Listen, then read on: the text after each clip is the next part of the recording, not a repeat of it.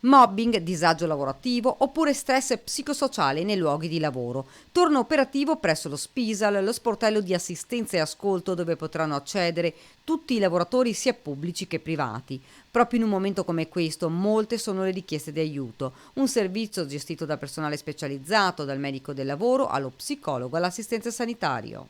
Diventa importante perché nella valutazione data dalla Regione Veneto di individuarle all'interno dei distretti, nel nostro territorio è stata data in mano al Dipartimento di Prevenzione, quindi la sede principale a Treviso, con appunto il centro di riferimento che è poi in Montebelluna, quindi davvero anche un rapporto a 360 gradi nei 3 distretti per cercare di dare queste risposte. Uno sportello dove si potranno anche dare delle risposte a domande relative al Covid.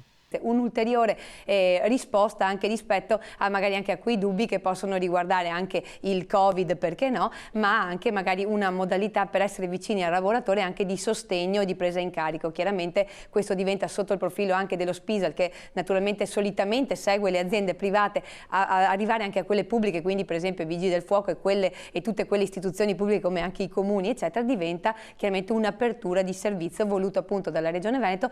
Per un primo contatto il lavoratore potrà rivolgersi allo sportello Filtro, operativo alla Madonnina di Treviso, dal lunedì al giovedì dalle 8 alle 12, contattando il numero 0422 323 870 oppure inviando una mail a segspisaltv@aulss2.veneto.it.